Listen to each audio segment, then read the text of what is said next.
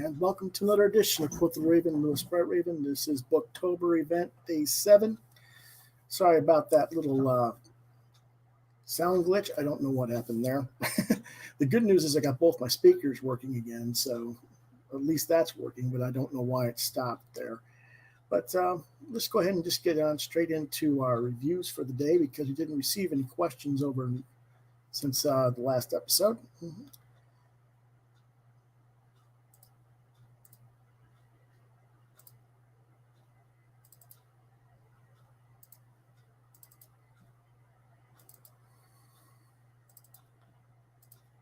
And we will start with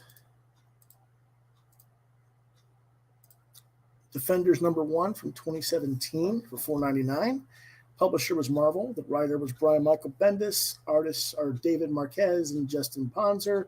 The genre is superhero, and it was released in August of 2017.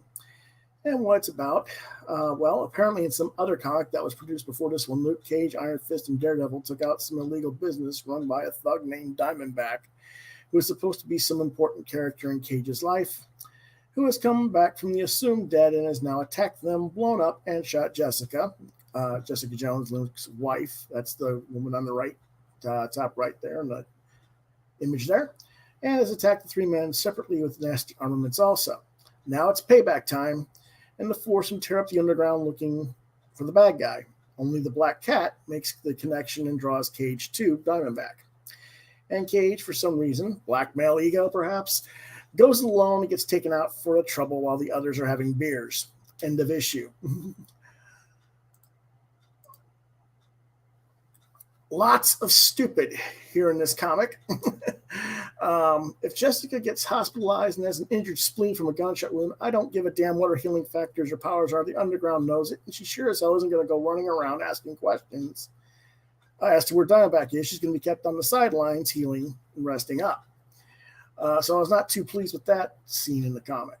I also don't see the point of the other three tearing up the New York underground looking for Diamondback, especially if Black Cat is willing to draw him out, but putting herself out there as bait and meet with the jerk. I realize Bendis is doing the cinematic versions of these characters he helped develop, no less, but they don't feel like the Netflix version or the Marvel 616 version. They feel like in the Ersatz cluster bleep, and that's how they come across to me. And of course, it's got all the Bendisisms for the pacing and dialogue. Most of the time, that's okay, but there are points in the story where it's clearly not appropriate, and Bendis not only knows it's not the time to write this type of dialogue, but instead of cleaning it up and tightening the script, he instead mocks the situation and makes it even more verbose.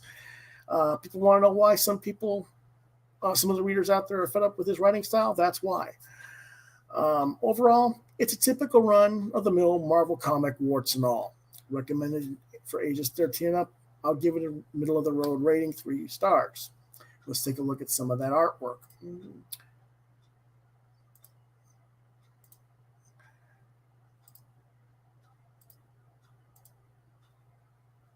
This is the Black Cat who's basically found Diamondback.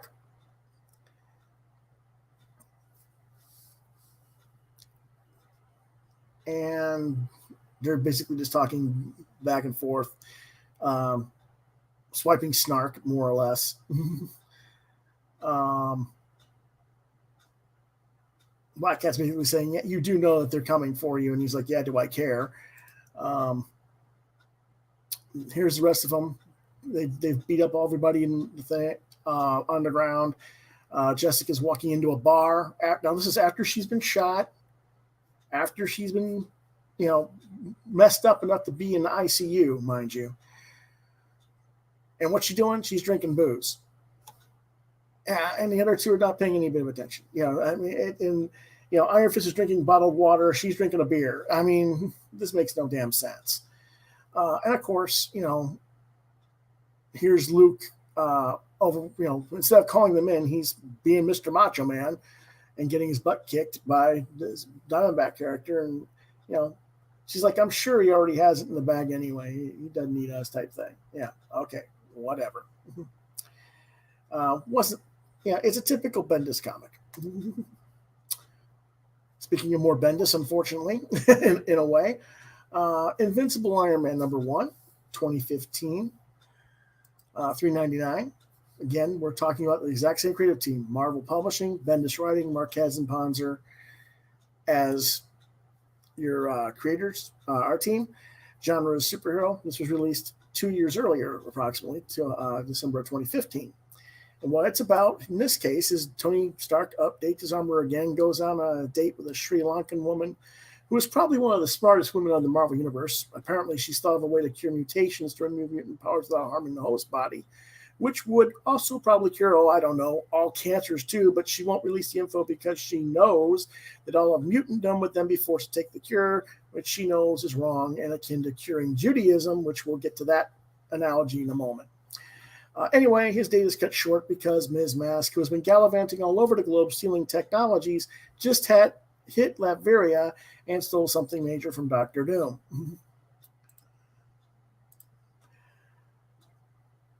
Now, my questions about this book is, why does Tony get annoyed when some 15-year-old MIT student reverse engineers an older model suit of his on a dare? Meaning the character who was now known as Ironheart. Oh no, I'm not cutting edge anymore. Is this really Tony speaking? Or is it a self-commentary on Bendis himself recycling the Iron Man trope with his character Ironheart, which is basically what Tony is referring to in the book? I mean, the character of Ridley Williams could have been a hell of a lot more interesting if if he had done something else besides make her a retrofitted Iron Man armor. That's a discussion for another time. But I'm not knocking Riri Williams as a character. I'm not saying that she's not a cool enough character as is. I'm just saying he did a good job of making a third or fourth tiered level of Iron Man character, but she had so much more potential to be something more than that. And I don't know why they haven't done more with her than that. But anyway, this is, again, once a typical Bendis book of the Marvel persuasion. Lots of self-indulgent dialogue, subplots that are making no sense whatsoever, and no idea if, when, or how they'll ever pay off. Am I interested in seeing what happens next? Nope. The work is, well, it's nicer looking and it makes more logical sense than the Defenders book did. And this was done, like I said, 2 years earlier by the exact same creative team. So I'm going to take that into consideration and give this book a higher rating and give it a 3.5. It is for ages 13 and up.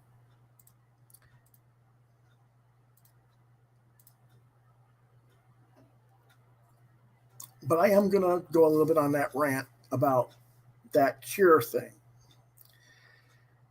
You don't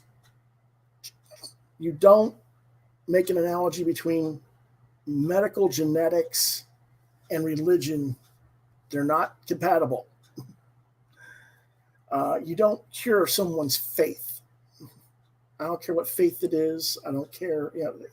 That's not something that is genetically ingrained into your body. That is something that is external, that you are conditioned to learn and accept. And that can be changed through exposure to other things that might make you think, and you may change from one religion to another or whatever. But you do not cure someone of their faith. And that was just, and Bendis knows better than that. At least he should. And it was just a really bad analogy. And I'm kind of disgusted that neither he nor the editor caught that. When people complain about social justice warriors and that type of writing, that's the kind of stuff that they don't like. And it's a valid point. If you want to say something about it not being right to cure something, is it right to cure someone with the cure for they're born blind, or they're born deaf, or they're born with some other thing? Would it be, do we treat those the same? Because they're both genetic mutation causes a lot of times. Would that be analogous or not?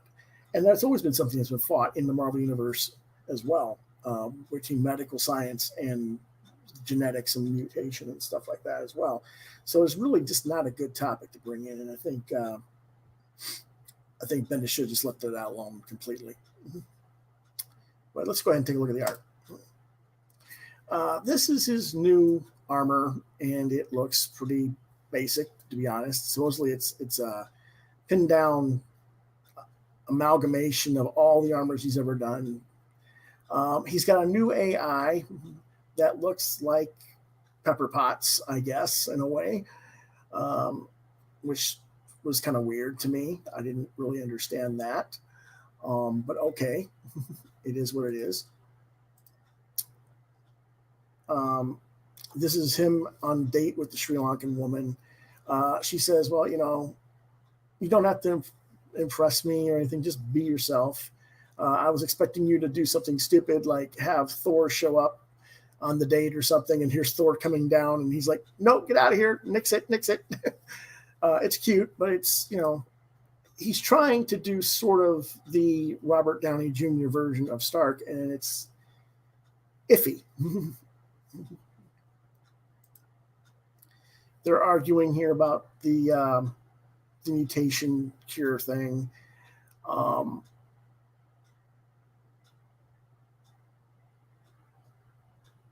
She's like, I haven't written it down. Nobody knows what it is except me. And I don't want anyone to find it if I died, if I did write it down. And he's like, well, that's not good enough. There are psychic spies. There are all kinds of psychic mutants there, so they can just pull it out of your brain if they want. And she's like, oh, dear Lord. And like, I can help you with that. There are ways. Okay, right. What are you going to do?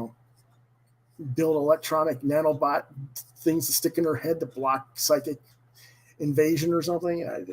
Whatever, Tony. Anyway, it's a decent enough start for a Bendis book. Our next book for the day is Mickey Mouse #1 Legacy number 310 from IDW Publishing. I couldn't find a cover price on it. I think it was $3.99 cover price. My book was the alternate version. I had a blank cover. That's why that's why it's like that. The writers are Andrea Castellan, Bill Walsh, and Don R. Christensen. Artists are Giorgio Cavazzano, Manuel Gonzalez, and Paul Murray. Colorists are Disney Italia with Tom B. Long and Digicore Studios. Genre is comedy and adventure, and it was released in June 2015. And there are 4 stories in this volume. The primary story is a very cool adventure tale where Mickey and Goofy and the niece of one of Mickey's neighbors go to Africa on an expedition to find the neighbor's lost friends, where they discover a means of youthful rejuvenation, kind of like the Fountain of Youth type thing, but not exactly. That's what they were looking for, but that's not what they found. Only a greedy ex-associate tries to steal it and leave them stranded to die. Will they survive? Well, of course, it's Disney. Of course they survive. But it's a fun story anyway.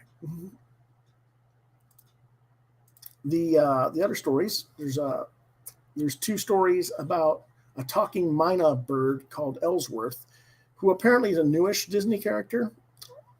And they're two short stories that are like 2 pages each, and a Pluto story in the book. And all 3 of those are short, but they're well crafted and fun, lighthearted fare that is appropriate for all ages. I do wish comic shops would market this stuff to their customers more often. Even a well-rounded reader like myself, who does explore a wide variety of genres and styles and publishers of work, I completely overlooked this and would not have gotten it, save for the blank sketch cover on sale for very cheap. I actually got this for less than cover price. And I think that's a real shame. I think that books like these should be marketed so that you can get the younger readers in. And it's not like there isn't some sort of audience for these characters, because we have Disney Channel, we have other things that would get you aware of these characters and have an audience for it. Anyway, it's all ages material. I gave it 5 stars out of 5. Let's take a look at some of the art.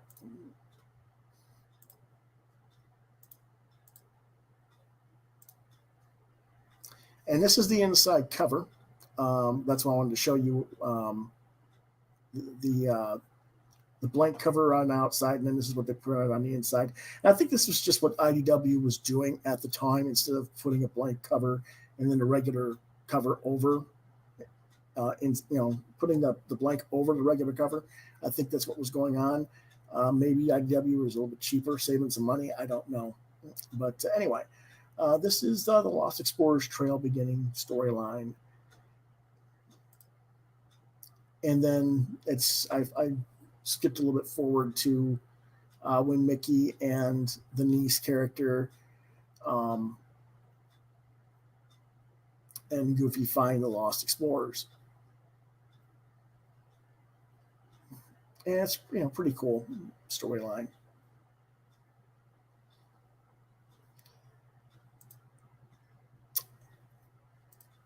The next book is The Question from DC Comics, Death of VIC SAGE.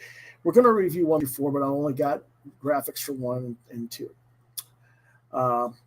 First issue, well, let's just go through it all. The series is by DC Comics. The writer was Jeff Lemire, penciler Dennis Cowan, inker Bill Sienkiewicz, rather. Sometimes I say Sienkiewicz, it's Sienkiewicz. Colorist is Chris Sotomayor. The letterer is Roy Schubert. The cover is variant. This one is pictured, is by Jeff Lemire because I didn't get the regular one. I don't know. My store got a lot of weird things. I never got the covers I wanted on this. Anyway, crime noir fantasy genre. And what it's about, Vic Sage, investigative journalist, fights crime and corruption in Hub City is the Question, a tough street vigilante. For him, the world is a matter of absolute morality, and force must be used to enforce right. But what happens when he uncovers a mystery so bizarre that it makes him question everything he knows? What happens when he's standing over his own grave? This is a mature reader's book. A lot of language. There's nudity. There's just a lot of adult material. This is why it's Black Label from DC. And this first issue did receive 4 out of 5 stars. And this is some of the artwork. And in this case, he's basically in a hotel where there's basically working women, shall we say, of the sexual persuasion. And he's trying to find a few people because some of them are underage and they've been kidnapped and put into this type of service.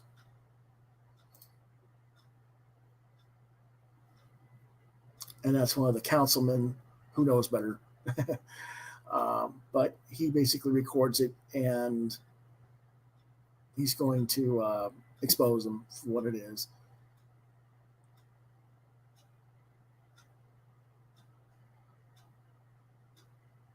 And that's okay. It's a fine thing for what it was.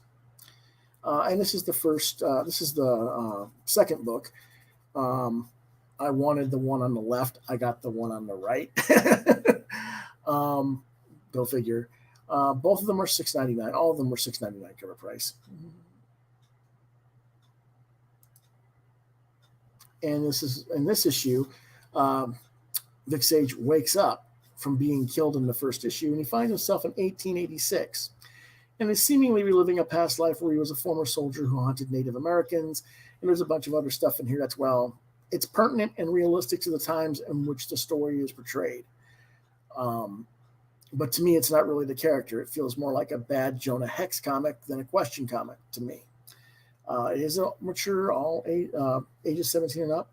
I gave the second book only 2.5 stars. It was a real disappointment to me. However, even though I didn't scan in more art and I didn't scan in issues 3 and 4, 3 and 4 did make up for what I thought was lacking in part 2. Either that or I got over what was bugging me from issue 2. And it averaged out for the whole 4 series as a 3.5 star series. Okay? So that's that. Let's go ahead and move on to the next one.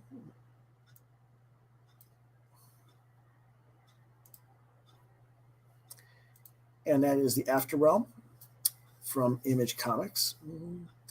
The writer-artist is Michael Avon Oeming, and the colorist is Taki Soma. The genre is fantasy. I give it a 5-star rating. This will probably be one of the best books of the year that I review.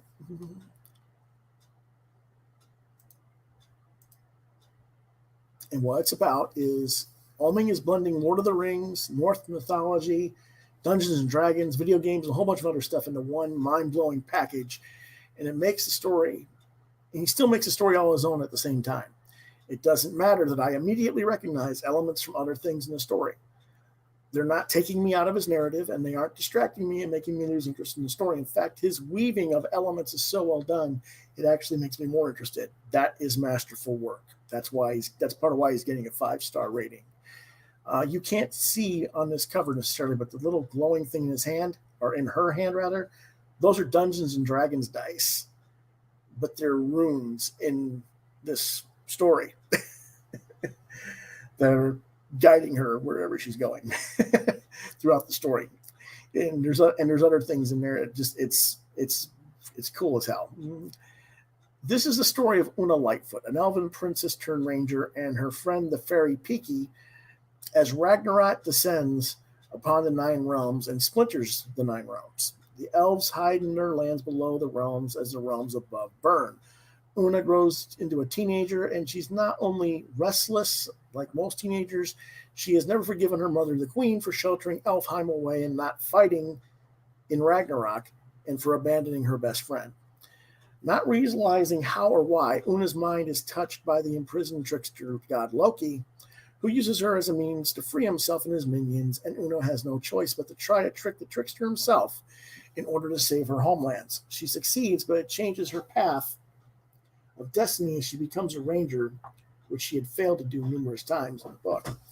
And now she's a ranger who can travel between the 9 realms, and she is basically mapping out the ruins as she seeks to find her old friend.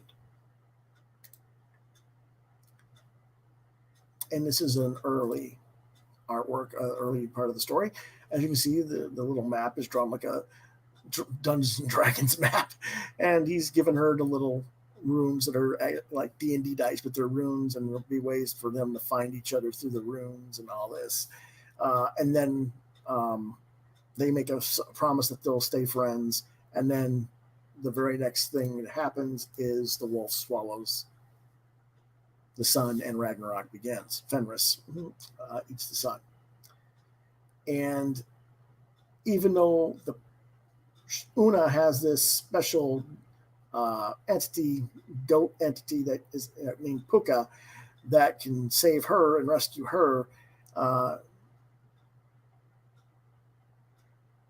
Piki seems to fall through the chasm, and we don't know if we'll ever see him again, type thing. Later on, this is when she's more of a late teenager.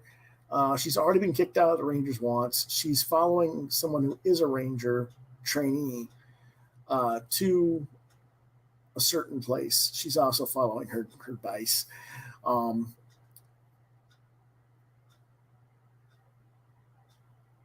She follows him to where Loki is imprisoned, and Loki contacts her mind and tells her, I can get you out of Elfheim and with me, and we'll go fix things, type thing. And she's like, I don't trust you. Why should I trust you? You're a trickster god for a reason. But it's too late. Even though she dismisses him and walks away, he's seen into her mind. He's seen into what he needs to know to figure out how to break free of his prisons and free everybody, of his minions.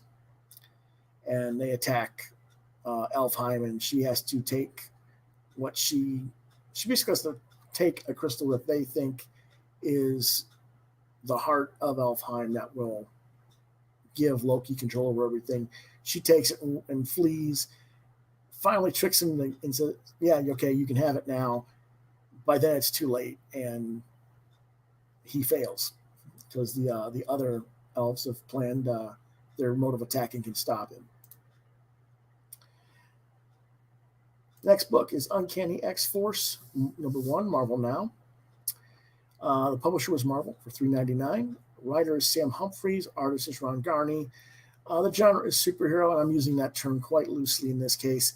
It was released in March 2013. And what it was about as Storm and Psylocke are forming yet another Strike Force team, full of self-loathing from bad former relationships with no real reason to pick who the hell they're picking for the team, and none of these characters are remotely recognizable to me.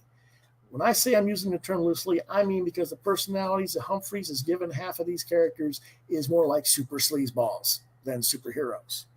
Now, I realize I walked away from the X books in the early 90s, and in many ways, I'm being reintroduced to these characters cold for the first time. But if this is what these characters have devolved into, is it really any wonder why business is failing in comics? Not much else to add to this. I will say Garney's art is good at least. Don't recommend the book. I would give it a less than a 5, but Garney's art is that good. I'll give it a 2-star rating. We'll look at the art, and the art is nice. I mean, Garney does a really nice job. It's also inked by Danny Miki, with colors by Marte Garcia and Israel Gonzalez.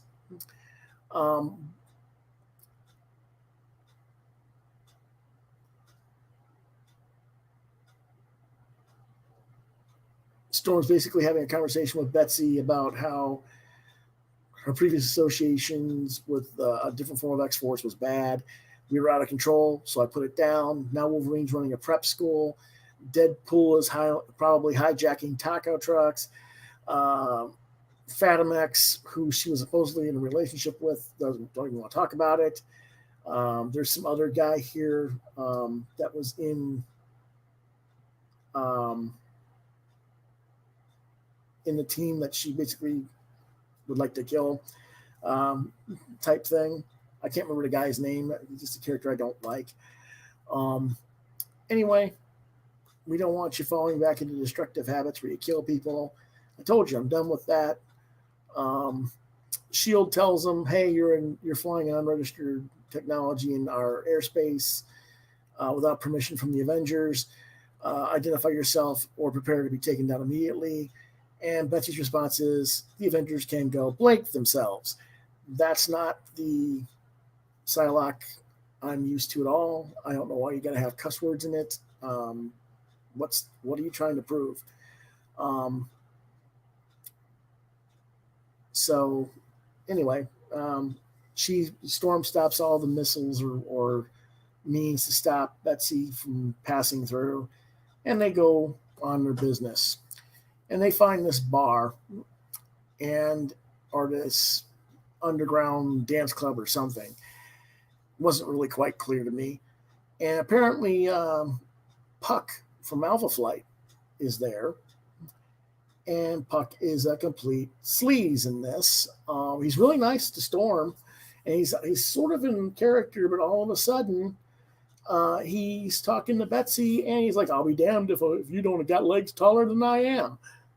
I'm like, what the heck is that? That's not the way he'd be. That doesn't. I mean, look at the drawing. Storm does too. So why would he not say the same thing? Yeah, it's just it's very. Not very nice persona, and it's not. It doesn't even really look anatomically like Puck would in some ways, but. I just not the Puck I was at all expecting. And Spiral's in the book. Betsy attacks Spiral because of their connection with Mojo. And she used to have bionic eyes that Mojo stuck in her head and was recording and all that stuff. So there's bitterness, resentment. And there's other stuff going on as well in the book. And it's one big cluster. Humphreys does not impress me one iota in this. Like I said, if you're going to read the book, read it for the art, I guess. Ron Garney does a decent enough job in the art. And that is our review for today. We got a little over 30 minutes. And so tomorrow, we'll have 2 shows tomorrow. We will be reviewing True Believers #1, Black Widow, and Daredevil. Norse Mythology, Neil Gaiman, #1. We Only Find Them When They're Dead, #2, because I just reviewed #1 recently.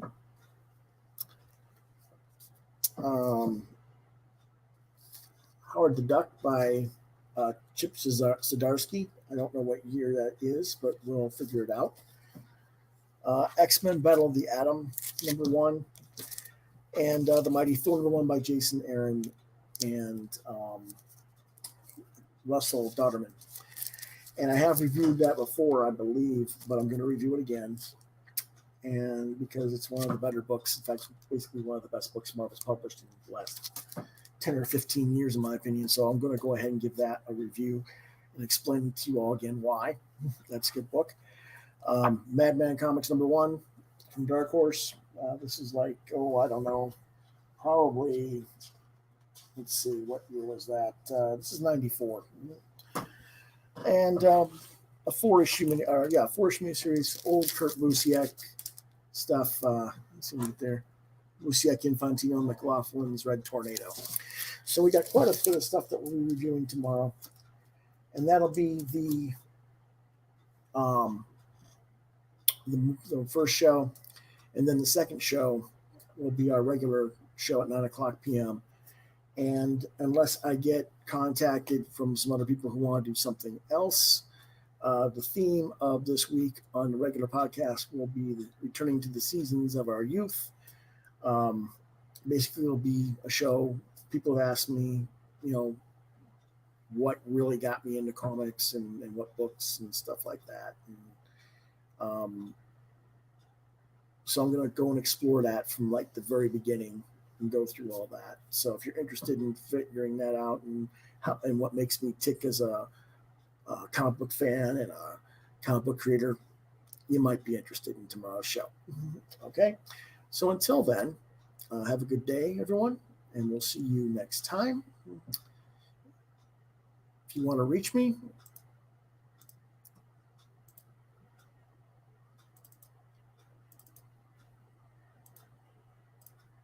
you can reach me on Facebook at Lewis.BrightRaven, DeviantArt.com/BrightRaven, on YouTube at Quoth the Raven, Lewis Bright Raven. You can email me through Gmail at QuothTheRavenLBR72@gmail.com or Yahoo.com at LewisBrightRaven@Yahoo.com. The regular podcast is on Thursday nights at 9 p.m. Eastern Standard Time.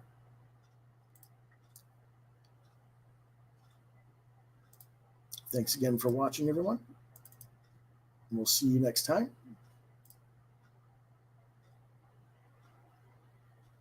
And if I can get this silly thing to do what it's supposed to do. There's always a technical problem.